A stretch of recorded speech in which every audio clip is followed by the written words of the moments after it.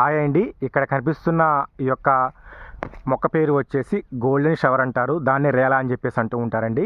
So మనకి ఇది ఎక్కువగా టాప్ 10 గార్డెనర్స్, అదేవిధంగా బయట మార్కెట్లో కూడా దీని యొక్క ప్లాంట్ ధర చాలా ఎక్స్పెన్సివ్గా ఉంటుందండి.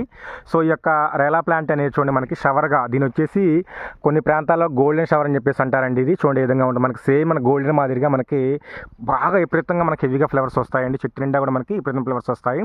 ఇదేంటంటే మనకి ఎక్కువగా మే నెలలో స్టార్టింగ్ నుంచి ఎండింగ్ వరకు కూడా మనకి విపరీతమైన ఫ్లవర్స్తో ఫ్రూట్స్తో మనకంటే ఫ్రూట్స్ అనేవి రావనుకోండి, కాయలతో కలకలాడుతూ ఉంటుంది.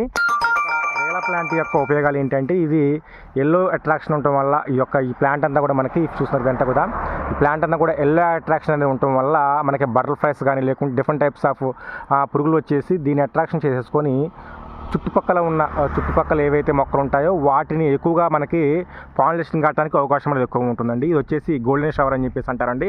చూడండి మనకి లాంగ్లెన్స్ చూస్తుంటే చూడండి ఏ విధంగా ఉంది, మొక్క అంతా కూడా గోల్డెన్ కలర్తో తలతల మెరిసిపోతూ ఉంటుంది కదా. సో ఇది ప్రజెంట్ కడియం నర్సరీలో కూడా చాలా హెవీగా రేటు కూడా బాగా విపరీతంగా ఉంటుందండి.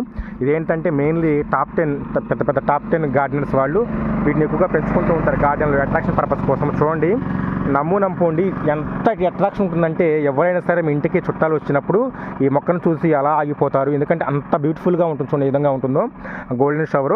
సో వీటి యొక్క సీడ్స్ కూడా మనకి చాలా రేర్గా దొరుకుతూ ఉంటాయి. మనకి బయట మార్కెట్లో వెళ్ళినప్పుడు లేకుంటే బయట సరదాగా అలాగా మనము ఎటైనా వెళ్ళినప్పుడు ఈ మొక్కలు కనిపిస్తే మనకి వీటి యొక్క కాయలు కూడా మనకు కనిపిస్తూ ఉంటాయండి. సో వాటిని తెచ్చేసుకొని మన గార్డెన్లో పెట్టేసుకోవచ్చు. బట్ ఏంటంటే మనము ఆ పెద్ద టబ్బుల్లో పెట్టుకోవడం వల్ల ప్లాంట్ అనేది బుష్గా పెరుగుతుంది.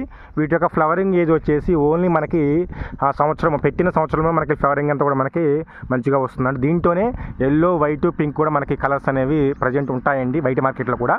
ప్రజెంట్ మన దగ్గర వచ్చేసి ఈ ఎల్లో కలర్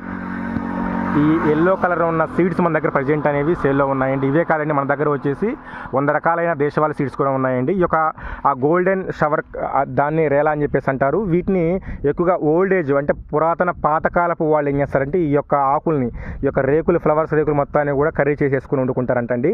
సో దీనివల్ల ఏంటంటే బీపీ కానీ అలాంటివి ఉన్న వారికి కూడా ఇది నివారించే అవకాశం అనేది ఎక్కువగా ఉంది అంట.